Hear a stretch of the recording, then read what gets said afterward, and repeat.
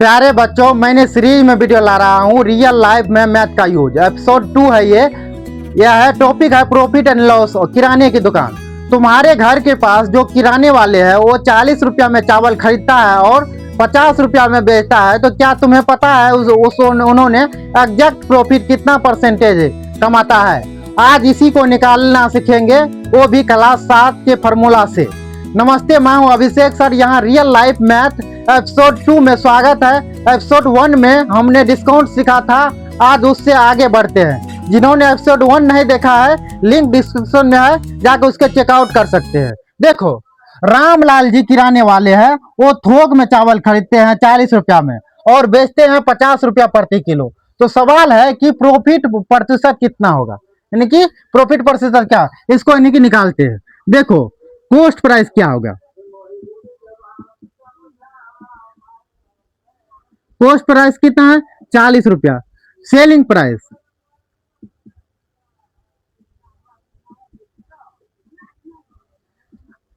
बराबर 50। तो प्रॉफिट कितना होगा? उसके बाद प्रॉफिट परसेंटेज क्या होगा?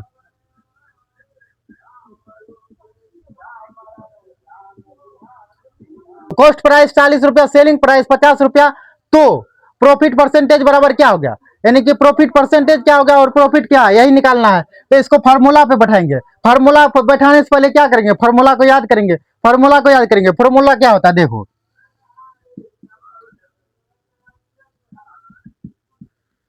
प्रॉफिट बराबर होता है S P minus C P. उसके बाद प्रॉफिट परसेंटेज बराबर होता है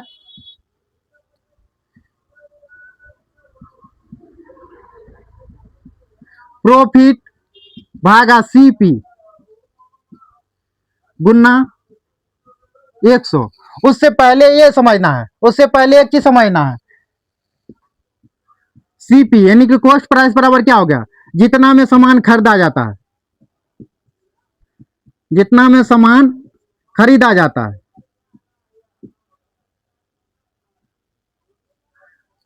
उसके बाद एसपी बराबर होता है जितना में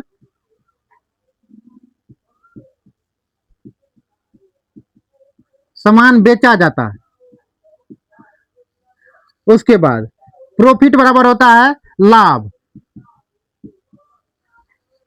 सीपी यानी कि कॉस्ट प्राइस जितना में सामान खरीदा गया, उसके बाद एसपी जितना में सामान बेचा गया, उसके बाद प्रॉफिट। प्रॉफिट बराबर होता है लाभ। तो अब इसको इनके बैठाओ।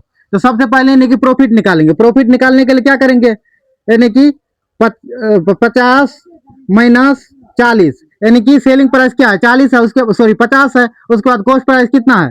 40 है। तो इसको निकालेंगे तो कितना होगा? 10 हो गया। तो अब इसको बैठाओ।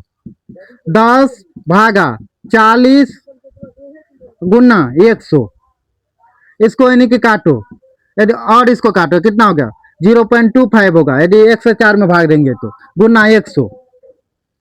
अब इसको करेंगे तो कितना हो गया? 25% हो गया। कितना हो गया?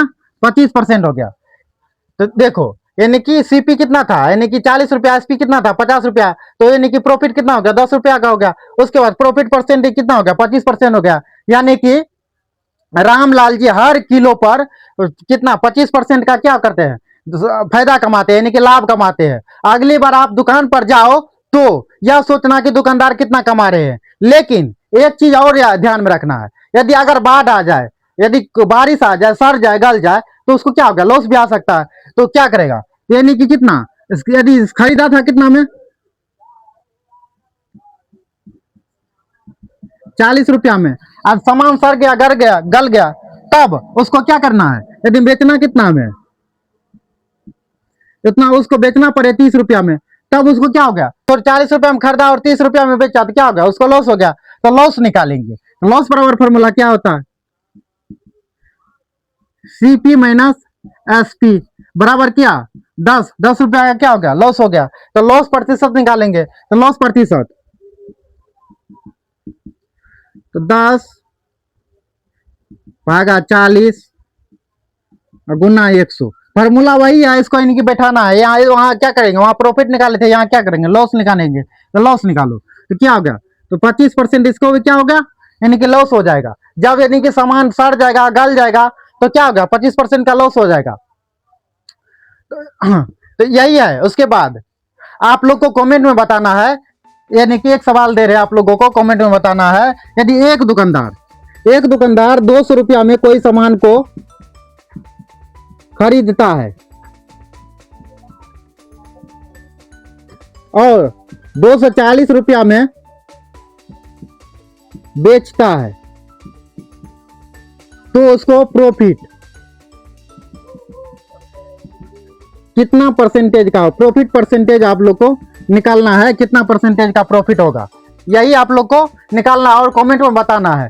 जो इन्हीं के कमेंट में बताएगा उसको इन्हीं की अगला एपिसोड में नाम लिया जाएगा और इसका सही जवाब एपिसोड 3 में हम आपको जवाब देंगे। यही एक प्रॉफिट और लॉस का यानी कि एग्जैक्ट यानी कि फार्मूला पर बैठाना और आप लोग को निकालना है। इतना ही, मिलते हैं अगले एपिसोड में।